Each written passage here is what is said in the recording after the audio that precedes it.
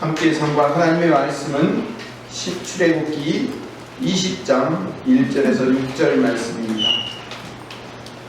본문 모니터에 나와 있으니까 같이 읽으시되, 온라인으로 예배드리시는 분들은 성경 찾아서 같이 읽으시면 더 좋습니다. 같이 읽겠습니다. 하나님이 이 모든 말씀으로 말씀하여 이르시되, 나는 너를 애굽 땅 종되었던 집에서 인도하여 낸 내 하나님 여호와니라. 너는 나 외에는 다른 신들을 내게 두지 말라. 너를 위하여 새긴 우상을 만들지 말고, 또 위로 하늘에 있는 것이나 아래로 땅에 있는 것이나 땅 아래 물속에 있는 것에 어떤 형상도 만들지 말며 그것들에게 절하지 말며 그것들을 섬기지 말라. 나 내 하나님 여호와는 질투하는 하나님인즉 나를 미워하는 자의 죄를 갚되 아버지로부터 아들에게로 3,4대까지 이르게 하거니와 나를 사랑하고 내 계명을 지키는 자에게는 1,000대까지 은혜를 베푸느니라. 아멘. 추석 명절 잘 보내셨습니까? 지난주 출애굽기 19장 말씀은 시내산에 이스라엘 백성들이 도착해서 율법을 주실 건데, 그 율법을 줄 목적과 이유를 먼저 설명을 하시고 시작하십니다. 그 핵심은 이겁니다. 여기까지 이스라엘 백성들을 인도하신 하나님께서 이미 내 백성으로 선택하여 구원하신 그 이스라엘 백성들에게 하나님 한 분만을 믿고 신뢰하며 살 수 있도록 요구하기 위해서 율법을 주셨다고 말씀하셨습니다. 그게 지난주의 이야기의 주제입니다. 이제 본격적으로 20장부터 십계명이 시작되면서 십계명의 첫 번째 계명과 두 번째 계명을 통하여서 율법의 의미 그리고 율법의 목적을 계속 탐구해 나가기를 바랍니다. 오늘 이 율법을 주신 배경이 2절에 등장합니다. 20장 2절에 보면 같이 읽어볼까요? 나는 너를 애굽 땅 종되었던 집에서 인도하여 낸 내 하나님 여호와니라. 이 2절의 말씀은 이스라엘 백성을 이미 내 백성으로 불러서 그들을 택하여 구원해 내셨다라고 설명하는 겁니다. 2절 말씀은 지난주 말씀의 요약이기도 해요. 제임스 브루크너라는 주석학자의 말에 따르면 구원은 율법 이전에 주신 것이고 구원이 율법의 기초다라고 말씀하고 있어요. 그러니까 구원을 먼저 주신 것은 이 십계명, 즉 율법을 이해하는 필수 요소입니다. 하나님이 먼저 일방적으로 이스라엘 백성들을 구원해 내셨어요. 그 후에 구원한 당신의 백성들에게 율법을 주신 겁니다. 이걸 가장 잘 설명한, 그러니까 하나님의 구원을 가장 잘 설명하고 구원과 율법의 관계를 가장 잘 설명한 시청각 자료가 유월절 사건이에요. 하나님이 이스라엘 백성들을 구원해낼 때 10가지 재앙과 홍해를 갈라서 구원해냈잖아요. 그 10가지 재앙 중에서 마지막 재앙인 그 장자의 죽음 사건, 소위 말하는 유월절 사건, 그 사건이 십계명, 즉 율법과 구원의 관계를 아주 잘 설명하는 시청각 자료예요. 여러분, 유월절 법은요 굉장히 무서운 법이에요. 이 땅의 모든 장자를 다 죽이겠다고 말씀하십니다. 제가 그거 유월절 사건 할 때 설명드렸죠, 여러 번. 장자의 죽음은 그냥 큰아들 한 사람만 죽는 게 아니라 모든 사람을 대표한 거기 때문에 모든 사람의 죽음이나 마찬가지라고 말씀을 드렸어요. 모두가 죽어야 될, 모든 장자가 죽어야 될 자리에서 하나님의 백성들만 살아나는 법이 뭐예요? 유월절 사건의 법이에요. 하나님이 어떤 법을 주셨어요? 유월절에 어린 양을 잡아서 식구수대로 잡아서 그 문지방과 문설주에 그 피를 바른 집의 장자는 살아나고, 그 피를 바르지 않는 집은 그 장자가 죽는다라는 엄중하고 무서운 율법을 주셨어요. 여러분, 이 율법이 얼마나 무섭고 엄중하냐면 그 어린 양의 피를 문지방과 문설주에 바르지 않는 집이 어떻게 돼요? 장자가 죽는 거예요. 여러분 생각해보세요. 장자가 죽는 거예요. 얼마나 무서운 법이에요. 안 지키면 죽어? 이게 뭐예요? 이게 율법이란 말이에요. 안 지키면 죽어. 근데 여러분 잘 보세요. 이 법은, 이 유월절의 법은 지켰는가 안 지켰는가가 사실 중요하지 않죠. 왜요? 이스라엘 백성들은 이미 다 빠져나왔잖아요. 안 지켰는가 지켰는가가 중요한 게 아니라 그 법을 누구에게 주셨는가가 훨씬 중요한 거예요. 누구에게 그 법을 주셨죠? 선택한 당신의 이스라엘 백성들에게만 주신 법이에요. 애국 백성들에게 준 게 아니라고요. 아무나 그냥 어린 양 잡아가지고 피 바르면 다 넘어가는 그런 법이 아니에요. 하나님의 백성들에게만 준 법이에요. 그게 율법이라는 거예요. 안 지켜도 된다는 말이 아니에요. 이 법을 누구에게 주셨는가가 중요한 거예요. 하나님께서 선택한 백성에게 이 율법이라는 것은 살리기로 작정하고 준 법이에요. 구원하기로 작정하고 준 법이라니까요. 유월절 어린 양의 피로 발라야 산다라는 법은 살려내기로 작정하고 구원내기로 작정하고 준 법이라고요. 지키면 구원받고 못 지키면 저주받는 그 조건이 달린 날선 검처럼 보이기는 하지만 그 율법의 내면 안에는 당신의 백성들만 살려내기로 작정하신 하나님의 사랑과 하나님의 은혜의 법이라는 사실을 여러분 아셔야 돼요. 여러분 오늘 제가 설교하는 이 설교의 내용이 얼마나 중요하고 아무데서나 들을 수 없는 얘기라는 걸 잘 알아셔야 돼요. 제가 제 입으로 얘기하니까 웃기죠. 근데 여러분 정말로 중요한 법이에요. 어디 가서 못 들어요. 십계명의 법의 의미를 이렇게 해석하기가 쉽지 않아요. 제가 잘났다 하는 게 아니에요.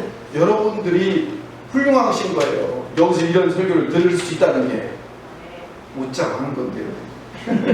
웃지도 못하고 아멘도 못하고. 하나님께서 선택한 백성들에게 살리기로 작정하신 법이 뭐라고요? 율법. 그 613개의 율법을 합친 게 뭐예요? 십계명입니다. 하나님께서 이스라엘 백성들을 광야로 인도해 내셨어요. 그래서 제일 먼저 데리고 간 곳이 어디예요? 마라라는 곳이죠. 마라, 쓴물이 있는 곳. 왜 쓴물이 있는 곳으로 데리고 가셨을까요? 목적이 있다고요.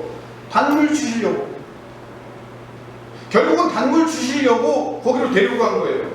이스라엘 백성들은 쓴물이 있는 곳에 도착하니까 우리를 목말라 죽게 만들려고 여기까지 데려왔냐고 막 원망하고 불평하고 아우성치고 난리가 났어요. 근데 하나님의 목적은 뭐예요? 그 물에 나뭇가지를 넣어서 단물로 변화시키고, 그리고 거기서 그 자리에서 여호와 라파의 하나님, 치료하시는 하나님이 어떤 분인지를 가르쳐주고 경험케 만드시려는 하나님의 계획이 있었던 거예요.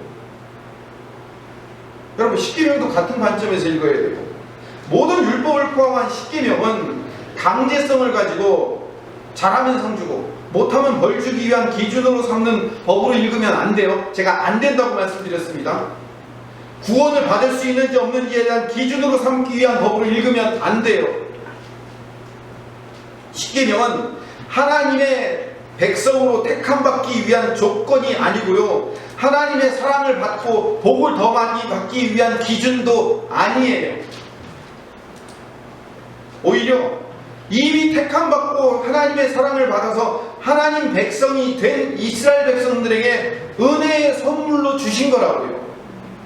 율법은 은혜의 선물인 줄로 믿습니다. 십계명이 하나님의 백성이 될 수 있는가 아닌가를 선별하는 기준이나 복을 받을 수 있는가 없는가에 대한 선별 기준이 아니라는 것을 여러분 머릿속에 분명히 기억하고 가야 돼요. 지난주에도 읽었지만 신명기 7장 6절에서 8절 말씀을 읽어봅시다. 다시 한번 읽어봅시다. 제 이름 나옵니다. 잘 읽어보세요. 시작. 너는 여호와 내 하나님의 성민이라. 내 하나님 여호와께서 지상 만민 중에서 너를 자기 기업의 백성으로 택하셨나니, 여호와께서 너희를 기뻐하시고 너희를 택하시면 너희가 다른 민족보다 수요가 많기 때문이 아니니라. 너희는 오히려 모든 민족 중에 가장 적으니라. 여호와께서 다만 너희를 사랑하심으로 말미암아 또는 너희의 조상들에게 하신 맹세를 지키려 하심으로 말미암아 자기의 권능의 손으로 너희를 인도하여 내시되 너희를 그 종되었던 집에서 애국왕 바로의 손에서 속량하셨나니. 8절 그대로 보세요. 여호와께서 다만 너희를 사랑하기 위해서. 이스라엘 백성들에게 구원받을 조건이 있었던 게 아니에요. 선택받을 만한 어떤 자격이 있었던 게 아니라고요. 7절에 보면 오히려 다른 민족보다 훨씬 수요가 적다는 거예요. 여기서 수요가 적다는 의미가 뭐라고요? 그냥 숫자만 적다는 의미가 아니라고 그랬죠. 그렇게 구원받을 만한 가치나 역량이 있는 민족이 아니라는 것을 의미하는 거예요. 그런데 왜 선택하셨어요? 사랑하셔서 그냥 내 백성이라고 불러주시기로 작정하셨기 때문에. 예수님이 여러분들을 구원하시고 십자가의 피로 구원하신 이유가 뭐죠? 사랑. 예, 그냥 사랑하시기 때문에. 제가 이뻐서요? 이렇게 하지 마세요. 사랑하기 때문에 그냥 내 백성으로 선택하신 거예요. 그게 유일한 이유예요. 그래서 자기의 성민으로 선택을 했잖아요. 그걸 우리 김포수정교회에 알려주려고 목사 이름을 김성민으로 또 만들었어요. 웃읍시다. 하나님의 사랑으로 이스라엘을 선택한 것은 하나님의 완전하고 충만하신 사랑, 그것 때문에 우리를 선택하셨어요. 그렇기 때문에 십계명은 조건부가 아니에요. 조건부가 아니라면 십계명 주신 분명한 다른 목적이 있겠죠. 그게 뭘까요? 하나님의 사랑을 이스라엘, 선택받은 이스라엘 백성들이 알기를 원하는 거예요. 하나님의 속성을 이 십계명에다 담아놨어요. 이 십계명 안에 하나님의 성품을 담아놨다니까요. 그래서 하나님의 속성, 하나님의 성품, 하나님이 어떤 분인지를 이 십계명을 통해서 알기를 원하는 거예요. 그게 이 십계명을 준 목적이라고요. 여러분 분명히 여러분의 입으로 대답하세요. 하나님이 십계명, 즉 율법을 준 이유가 뭐라고요? 누구를 알게 하기 위해서? 하나님을 알게 하기 위해서. 하나님이 어떤 분인지를 알게 하기 위해서. 하나님께서 일방적인 사랑으로 구원해내신 그 이스라엘 백성들에게 하나님이 얼마나 크신 분이시며 그 이스라엘 백성들을 위한 목표가 얼마나 풍성하며 하나님께서 원하는 길로 이스라엘 백성들이 순종하며 따라갈 때 하나님께서 그들에게 베푸실 놀라운 은혜와 복과 사랑이 얼마나 큰가를 보여주는 지도와 같은 게 십계명인 거예요. 복된 약속이 이 십계명 안에 들어있는 거예요. 복된 약속이. 근데 이스라엘 백성들은요, 하나님이 원하는, 하나님이 바라는 생각과 전혀 달라요. 우리가 바라는 이 신관과 이스라엘 백성들이 바라는 신관과 비슷해요. 이 이스라엘 백성들이 목표가 뭘까요? 가나안 땅에 빨리 들어가는 게 목표예요. 왜 가나안 땅에 빨리 들어가려고 할까요? 모든 것이 넉넉하고 풍성한 젖과 꿀이 흐르는 가나안 땅에 얼른 들어가서 평화롭게 쉬우며 안전하고 평탄한 길을 가고 싶은 거예요. 그래서 하나님을 쫓아온 거예요. 그런데 하나님이 이스라엘 백성들을 안전하고 쉽고 평탄하고 그런 길로 인도하지 않으시고 일주일만 갈 수 있는 그 블레셋 길을 마다하시고 광야로 그들을 인도하셨어요. 그래서 시내산까지 끌고 와서 율법을 주시려는 하나님의 목적이 있다고요. 그 목적이 뭐라고요? 누구를 알게 하기 위해서? 하나님을 알게 하기 위해서. 하나님이 어떤 분이시며 우리를 구원해주시고 우리를 선택하신 그분이 어떤 분인가를 깨닫고 느끼며 알며 그분을 예배하기 위한 하나님의 목적이 있단 말이에요. 하나님과 관계를 맺으며 하나님과 교제하려는 하나님의 계획이 있는 거예요. 근데 이스라엘 백성들은 하나님과 관계를 맺고 하나님과 교제하며 하나님을 예배하며 하나님을 찬송하며 하나님을 더 알아가는 것에 집중하지 않아요. 거기에 집중하지 않아요. 거기에 목표가 있지 않아요. 이스라엘 백성들은 10가지 재앙으로 저 큰 애국을 무너뜨리고 홍해를 가르고 만나와 외출하기를 주시고 광야에서 물을 주시고 구름기둥과 불기둥을 인도하시는 그 초월적인 능력이 있기 때문에 그 하나님을 따라가기는 하지만 그분을 알고 싶고 그분에 대하여 신뢰하며 그분을 믿으며 그분에 대한 순종, 그건 없어요. 그 전능하신 하나님에 대한 경외함, 그분께 예배하고 싶은 마음 이런 건 없어요. 단지 그분은 능력 있고 초월적인 존재이기 때문에 그 능력 있고 초월적인 존재를 어떻게 하고 싶은 거예요? 따라가면 우리가 편안하고 안전하고 복이 있을 거라는 그것 때문에 결국은 하나님을 위해 따라가는 게 아니라 누굴 위해 따라가는 거예요? 하나님. 나를 위해 따라가는 거예요. 나를 위해서. 이스라엘 백성들이 여러분 하나님을 정말로 경외하고 있다면 이스라엘에게 문제가 있을 때 이스라엘 백성들이 그렇게 원망하지 않았을 거예요. 왜? 채워줄 하나님을 믿었으니까. 근데 하나님에 대한 이해가 없어요. 그냥 능력 있는 분, 나의 필요를 채워주는 분으로만 알고 있으니까 그 능력이 나타나지 않고 그 필요를 채워지지 않으면 바로 당장 입에서 뭐가 나와요? 원망 불평이 나오는 거예요. 왜 나를 여기까지 끌고 와갖고 우리를 굶어 죽게 만드냐, 우리를 목말라 죽게 만드냐고 원망만 나오는 거예요. 능력이 하나님만 쫓아다니니까. 그분에 대한 깊은 신뢰, 그분에 대한 애정, 그분에 대한 사랑, 그분을 진심으로 따라오고 싶은 순종, 경외함 이런 건 없어요. 그러니까 그들을 애굽에서 끌고 나와 시내산까지 그 광야길을 걸어와 율법을 주신 목적이 뭐냐면 그 하나님을 알게 하기 위해서, 그 하나님을 깨닫게 하기 위한 하나님의 계획이 있는 거죠. 다시 말씀드립니다. 하나님께서 십계명을 지키라고 하는 것은 조건을 달아서 복을 줄지 말지를, 저주를 퍼부을지 말지를 결정하려고 주신 게 아니에요.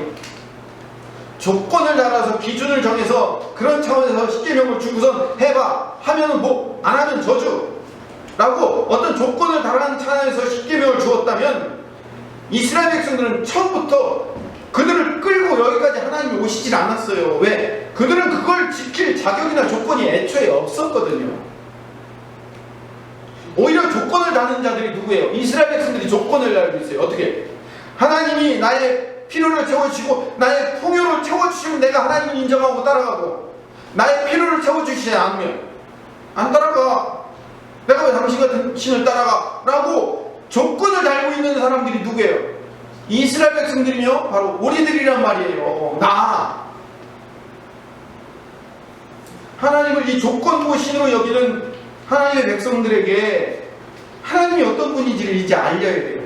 그래서 시내산으로 데리고 와서 그 시내산에서 1년 동안 있으면서 율법을 주고 성막을 주고 이제 하나님을 가르치는 거예요. 하나님이 얼마나 당신의 백성을 사랑하고 있으며 이 선택된 백성이 세상 모든 민족 가운데 구별되어 제사장 나라로 하나님 잘 섬기고 순종하면 얼마나 복된 민족이 되어 이 땅 가운데 살아가는 것을 보여주는, 전시하는 민족으로 살아내기 위한 하나님의 계획이 이스라엘 백성들에게 있었던 거예요. 우리 성도들에게 그런 하나님의 약속이 있는 거예요. 그러기 위해서 우리가 어떻게 해야 돼요? 하나님에 대한 분명한 이해, 신뢰가 필요하고 그 하나님을 진심으로 공경하며 따르는 순종이 필요한 거란 말이에요. 십계명은 성도들에게 제재를 가하거나 제한을 주실 목적으로 준 게 아니에요. 하나님이 어떤 분인지를 알게 하며 하나님께서 당신의 백성을 복된 자리로 초청하고 있는 말씀이에요. 짊어지기 어려운 짐을 주고 들기 버거운 일을 시키는 게 아니에요. 오히려 하나님의 사랑의 고백이고 이스라엘 백성들을 진심으로 사랑하고 있다는 애정의 노래를 하고 있는 것이 십계명이란 말이에요. 그렇게 안 들리세요? 당연히 안 들리겠죠. 하지마, 하지마, 요것만 해, 이렇게 하는 거니까. 그럼 십계명의 첫 번째 계명은 나 외에 다른 신을 내게 두지 말라라는 명령이에요. 이 명령을 그냥 단순하게 딱 들으면 하나님 참 독선적이야, 고집불통하고 답답하신 양반이야 라고 들린단 말이에요. 아니에요. 나 이외에 다른 신을 내게 두지 말라는 것은 하나님의 사랑이에요. 하나님의 크고 놀라운 그 사랑 안에만 있어야 된다는 당부라고요. 그 사랑 밖으로 벗어나면 닥칠 위험과 어려움을 하나님이 막아주시려는 하나님의 안타까운 사랑 고백이에요. 이걸 예수님이 어떻게 대신 표현하셨는지 아세요? 너는 내 안에 거하고 나는 내 안에 거하겠다고 말씀하시잖아요. 주님 안에 거해야 우리가 뭐예요? 풍성함을 느끼고 그 하나님의 놀라우신 사랑을 느끼며 살 수 있어요. 주님 안에 거해야 된단 말이에요. 이게 나 위에 다른 신을 두지 말라는 명령으로 들리는 것 뿐이에요. 그리고 이 첫 번째와 두 번째 계명을 지키지 않으면 5절에 뭐라고 되어 있어요? 20장 5절에 3, 4대까지 벌을 주시는 무서운 분으로 들려요. 한번 읽어봅시다. 5절 그것들에게 절하지 말며 그것들을 섬기지 말라. 나 내 여호와는 질투하는 하나님이즉 나를 미워하는 자의 죄를 갚게 아버지로부터 아들에게로 3, 4대까지 이르게 하라. 하나님 참 징그럽다. 아니 내가 처음 듣도 보도 못한 증조 할아버지가 뭔 죄를 지었는데 그 죄까지 그 죄 지은 것까지 나한테 다 감당해갖고 내가 유몽의 육고로 사는 게 다 그럼 아버지 할아버지 증조 할아버지 그 사람들이 잘못으로 내가 이렇게 되는 거냐? 여러분 이렇게 얘기할 필요 없어요. 제가 언젠가도 말씀드리지만 3, 4대까지 이르게 한다라는 이 말은요 이스라엘 당시의 가족 관계와 구성을 살펴볼 때요 이건 뭐냐면 그 당시에는요 대가족 사회였어요. 이스라엘 백성들은요 족장 사회였단 말이에요. 그래서 한 민족, 한 족장, 한 지파가 어떻게 살았냐면 최소 3, 4대가 한 집안에 한 장막에 같이 사는 사회였어요. 그러니까 죄를 지으면 그 죄의 영향력이 어디에 퍼진다? 네가 살고 있는 그 장막 안에 전체에 퍼질 수 있다. 이 말을 경고하는 거예요. 내가 얼굴도 못 봤던 증조 할아버지 때문에 내가 유모의 일꾼으로 산다라는 이야기가 아니란 말이에요.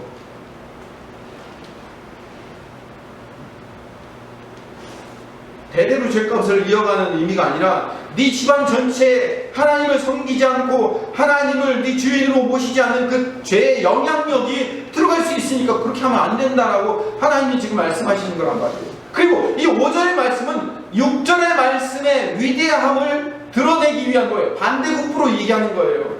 6절에 뭐라고 말씀하시는데요? 6절을 읽어봅시다. 시작. 나를 사랑하고 내 계명을 지키는 자에게 천대까지 은혜를 베푸느니라. 여러분 천대예요. 천대. 인류의 역사가 천대를 이루어왔을까요? 아직까지 천대가 안 됐어요. 인류의 역사가. 이 말은 영원토록 그 은혜를 베푸신다는 의미예요. 나만 섬기며 살라는 말은 하나님께서 이스라엘을 조건 없이 선택한 하나님의 사랑, 그 하나님의 놀라운 은혜, 그거를 알고 있기에 하나님 그 안에 들어가 나를 인도하시고 나를 선택하여 나를 불러내어 나를 여기까지 오게 하시고 나를 결국 복된 길로 인도하실 유일한 나의 힘이며 능력은 누구에서만 나온다? 하나님에게서만 나온다는 사실이에요. 그걸 지금 얘기해주고 있는 거예요. 두 번째 계명은 우상 만들지 말라는 거예요. 우상이라는 것은요 보이지 않는 신을 형상화해서 내가 만져봐야 되겠다는 인간 중심적 사고방식의 결과물이에요. 신 중심이 아니라 인간 중심으로 만들어 놓은 자기 기만에 불과하다고요. 썩어 없어질 재료로 신을 만들어 놓고 거기다가 신성을 스스로 부여해 놓고 인간이 조작하는 거죠. 이게 신이다. 그래서 고린도전서 8장 4절에 읽어보면 같이 읽읍시다. 그러므로 우상의 제물을 먹는 일에 대하여 우리가 우상을 세상에 아무것도 아니며 또 하나님을 한 밖에 없는 줄 알라. 우상이라는 것 자체가 없다는 거예요. 로마서 1장 22절 23절 같이 읽어봅시다.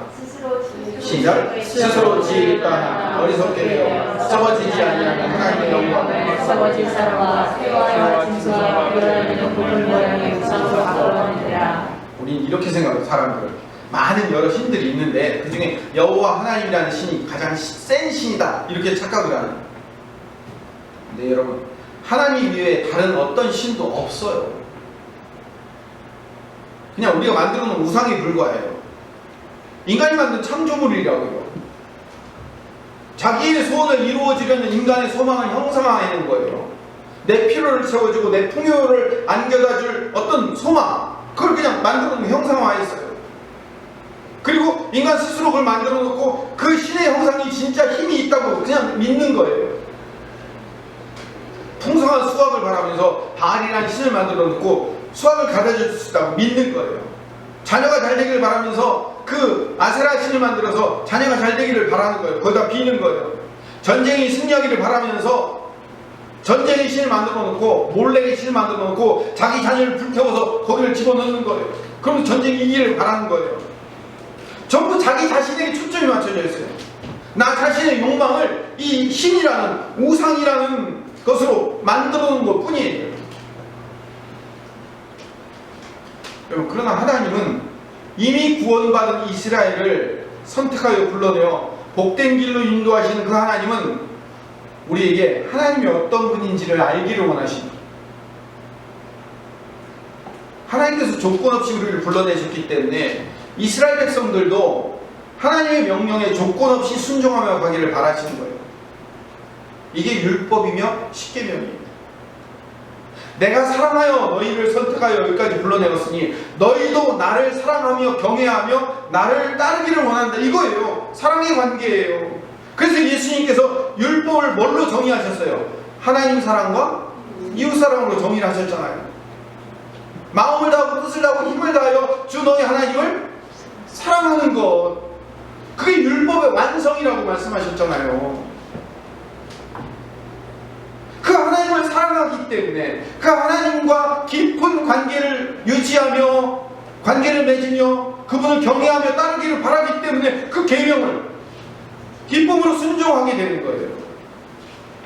그런 관계를 유지하기를 원하신단 말이에요. 그럴 때 하나님은 우리에게 천대만대 은혜를 베푸시며 그 크신 사랑 안에 우리를 넣어두시는 거예요. 6절에 나를 사랑하고 내 계명을 지키는 자에게는 천대까지 은혜를 베푸시니라. 이게 조건이 아니란 말이에요. 그 사랑 안으로 들어와라 라는 초청장이라고요. 오늘 제가 여러 번 반복하여 강조합니다. 십계명은 엄격한 잣대를 들여 안 지키면 몽둥이 들이대고 으름장을 놓으시려고 하나님께서 십계명을 준 게 아니라는 사실을 여러분들이 오늘 이 말씀을 듣고 꼭 기억하고 가셔야 됩니다. 엄마가 애들한테 야, 손 씻어라, 나한테 마스크 꼭 써라, 어디 가면 어른들한테 인사 잘해라, 밥 먹을 때 그 핸드폰 좀 놓고 먹어라, 공부 열심히 해야 된다, 이 계명들을 줘요. 엄마가. 그렇죠. 십계명을 주잖아요. 이 계명을 주는 이유가 뭐죠? 자녀들에게 엄포를 놓고 군림하기 위해서 그걸 지키면 상 주고 지키지 않으면 벌 주기 위한 명령서를 주는 거예요? 아니잖아요. 엄마의 그 잔소리처럼 들리는 그 말에 순종을 해야 감기 안 걸리고 코로나를 예방할 수 있고 다른 사람에게 칭찬받을 수 있고 자녀의 삶이 훨씬 윤택해지기 때문에 자녀를 위해서 잔소리 쓴소리를 하고 있는 거예요. 사랑하지 않으면 잔소리로 들리지만 여러분, 사랑하면 그게 사랑의 목소리로 들리는 거예요. 어저께 제가 대전 집에 갔다 왔습니다. 그런데 어머니가 전화 왔어요. 밥 좀 잘 먹고 다니라. 왜 약 안 가져갔어? 그렇게 말씀하시죠. 제가 천식기가 있어갖고 예배 때도 가끔 콜록콜록하고 하잖아요. 목이 간지러지라고. 코로나 아니에요? 천식기가 있어요. 근데 이거 천식 있는 그 약, 천식 약이 집에 있다고 그거 가져가라고 했는데 잊어버리면 안 가져왔어. 왜 약 안 갖고 가겠냐? 빨리 와서 가져가라. 밥 좀 잘 먹고 다녀라. 왜 그렇게 말씀하시죠? 화가 나셔서요? 저한테 계명을 주시려고? 안 지키면 벌 주려고요? 아니죠. 사랑하기 때문에. 사랑하기 때문에. 하나님의 백성답게 만들어서 하나님께서 주실 그 풍성함을 누리게 만드시려는 하나님의 놀라운 비전이 담긴 사랑의 노래가 십계명이에요. 강제나 협박이 아니라고요. 내가 너를 사랑하고 있다는 것을 그 하나님의 고백을 읽지 않으면 안 돼요. 하지 말라는 부담으로 십계명을 읽으면 안 된다고요.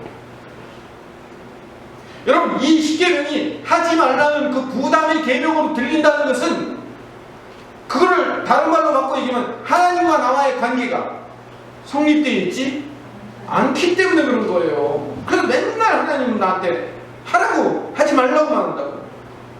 관계가 형성이 안 돼 있잖아요. 하나님을 마음을 알지를 못하잖아요.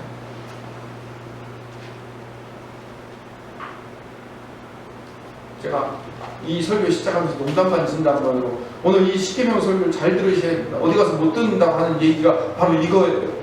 여러분, 이 십계명 율법의 의미, 그걸 알면 하나님이 나를 이렇게 사랑하구나, 마음을 다하고 몸을 다하고 힘을 다하여 주 너의 하나님을 사랑할 수밖에 없는 관계를 유지하고 싶은 하나님의 마음을 읽을 수 있단 말이에요. 나 외에 다른 신을 섬기지 말라는 명령은 다른 엉뚱한 데서 네 문제를 들이밀어서 그 해결되지도 않는 곳에 가서 시간 낭비하지 말라는 거예요. 네 문제를 해결할 수 있는 유일한 분은 너를 구원해내신 나밖에 없지 않느냐라고 말씀하시는 거죠. 우상을 만들지 말라는 것은 하나님께서 네 필요를 채워주시고 하나님께서 네 길을 인도하고 있다는 사실을 믿는다면 다른 데 가서 채울 수 없고 다른 데 가서 채워지지도 않는다는 사실을 네가 알아야 된다라는 하나님의 목소리로 들을 수 있어야 되는 거죠. 도둑질하지 말라는 것은 억지로 남의 것을 빼앗지 않아도 내가 네 필요를 채워주고 있다는 사실을 믿고 있으라는 거예요. 남의 것을 탐내지 말라는 것은 다른 사람에게 베풀고 나눠주면 오히려 하나님께서 그 풍성한 은혜의 수원지, 그 복의 수원지에서 마르지 않는 풍성함을 우리에게 공급해 주실 것이라는 것을 믿고 살으라는 거예요. 이 십계명이 뭐가 그렇게 힘들고 어려운 이야기예요? 뭐가 우리를 그렇게 옥죄어서 고통스럽게 만듭니까? 여러분, 하나님의 사랑이라는 관점에서 이 십계명과 율법들을 보면 우리의 족쇄나 장애물이 아니에요. 사랑의 노래란 말이에요.